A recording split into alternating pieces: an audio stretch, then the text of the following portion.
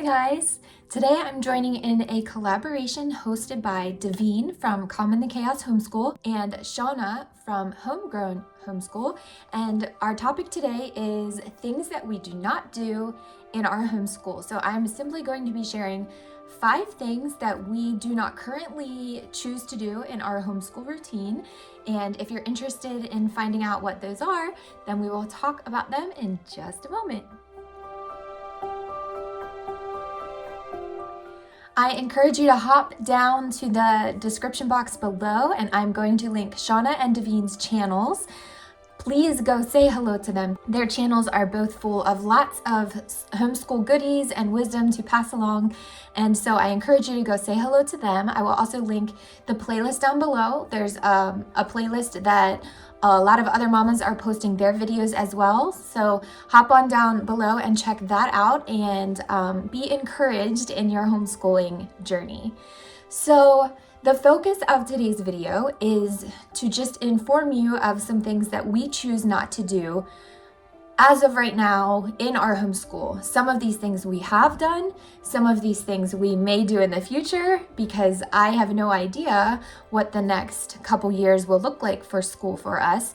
But as of right now, these are things that we currently do not include. And a few things I wanted to mention before I bring up these things that we do not do. The first thing that I want to say is that my video is not meant to make anyone feel bad or discouraged or put down, or I don't want you to feel like I think you're silly or a bad homeschool mom if you do any of these things. I want my video to encourage someone or many or just one. Even if it's just one, that's great. But I just want to really be an encouragement if you're feeling a little burnt out, if you're feeling like you're not doing enough. I've been in all of those mindsets, so I know how it feels. But be encouraged. Just because you don't do some of the big things that you might hear other homeschool families doing, it doesn't mean that you're not doing enough, and it doesn't mean that you're not good enough. So be encouraged. The Lord has placed you in responsibility and in charge of your children. He knew what your children needed when He blessed you with them. So be encouraged in that He knows your heart. He knows the plans that He has for your children, and all we can do as mothers is pray, seek, and submit, and allow our children to grow in Him.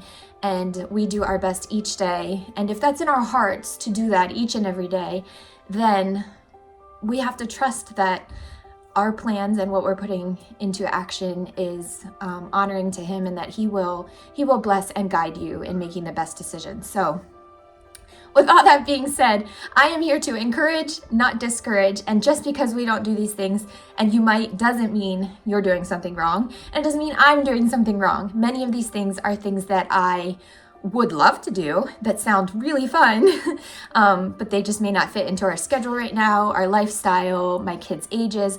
All of those things can constantly change the dynamic and the schedule of your day, your week, your month, and your year. So keep that in mind. Be open-minded when you're going forward with your homeschool plans. And it's not always easy, and I get it. I've been there. I am still there. So a big change for us was that we moved in the fall, a month after our school year started. So that was a really, really big shift for us this year. And to be honest, it took me longer to get back into a normal routine with school than I honestly imagined that it would. So a lot of these things kind of dropped off my list this year or after that move. But yeah, let's go ahead and start talking about them. And if I miss a point about one of them that someone has any further questions, please leave your question down below. I'm happy to answer them as best as I can. And yeah, let's jump right in. So the first thing that I wanted to share that we do not choose to do as a homeschool family is a morning basket. So this is something that I have done. I did one, I think all last year I had one. I actually posted a video last year on what was in my morning basket. And for the first few years, I did not do a morning basket. And I am currently not doing a morning basket. Now we do still have morning time where we all gather together and we start our morning and we just have brief discussions about maybe something that went on the day before, the evening before. We read our Bible scripture, we go through our Bible lesson, we all pray together. And then pretty much right after that is when we go into the schoolroom and we start on our independent studies. So we do have a bit of morning time where we start our day, pray together. But as of right now, I do not have a basket that I carry around or a cart that I fill with morning things. I love that idea. It worked well for us last year. It's just a different season for me right now that I am currently not using one. So if you also don't use one, it's perfectly fine. If you use one, that's wonderful. I love watching the morning basket videos, but again, we are not currently using one. Number 2, we do not do poetry tea time. I did not even know until probably last year that this was a thing. Do I love the idea of it? Of course. I think it sounds lovely, sitting down, having tea, reading poetry with your kids. Sounds wonderful. I do it every day. But I don't know that it's practical every day for me and my kids, even every week. It's just not something that we have done yet. I'm not saying that we never will do it. Maybe when my kids are a little bit older. I think it would be a wonderful thing to maybe have a group of friends that you can rotate homes to each week and do this. Would be wonderful. So yeah, maybe in the future, but as of right now, we do not do any type of poetry tea time. Number 3, we are not, and we have never been involved in an organized co-op. So we are in our 5th year of homeschooling, and I have never been involved in a co-op of any sort. I visited one when Easton was a toddler before he even started any type of school, and it was a little odd. I didn't really feel like it was a good fit at all. So I don't know if that kind of like made me a little hesitant or not. We were invited to another Christmas party with a friend's co-op, but my kiddos ended up getting sick, so we weren't able to make it to that one. But yes, we are not currently, and we have never been in any type of co-op. Again, there are things that sound wonderful about a co-op to me. It has just never quite fit into our schedule and budget probably. So as of right now, we are not currently involved in a co-op, and we have no plans to be anytime soon. And along with that, I'm going to say my kids are not currently involved in any type of organized sports or physical activity of any sort. We do things here at home. We work out as a family sometimes. They run around outside. We do things with friends. We take walks. So just things like that are things that we do here at home. My family is not super sports related, so that could have something to do with that as well. Again, if that's a fit for your family, that's wonderful. I'm just trying to comfort someone that may be in a similar situation to let you know it's okay. Of course, being active is important, but there are lots of things that you can do at home and with friends and family and cousins that are just as beneficial. There are lots of things they can learn from organized sports. So again, I'm not saying that we never will.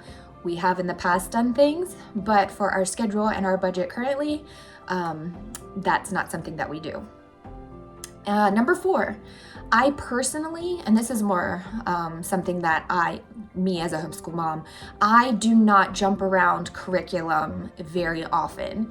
I have introduced new things over the course of these 5 years, and we have changed up things, but throughout the year, I do not really jump around much.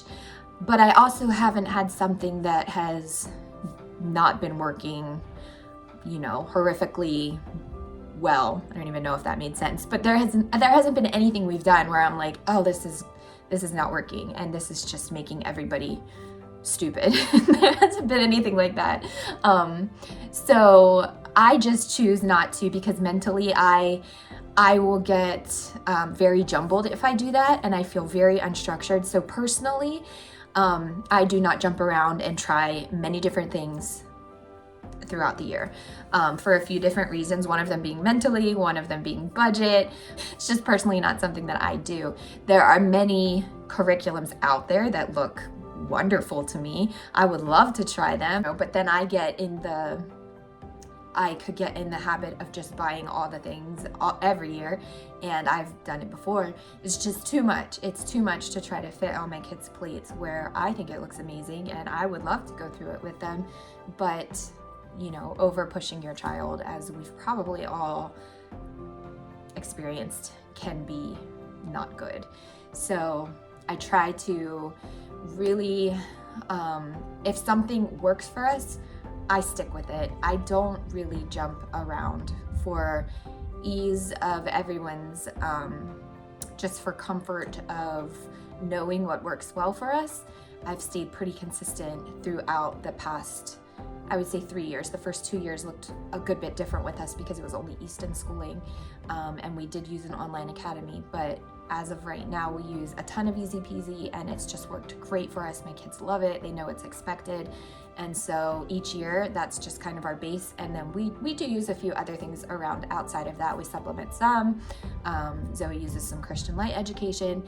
But for the most part, we know it works. And for right now, we're sticking to that. And number 5 is, I would say that I do not have a specific homeschool style.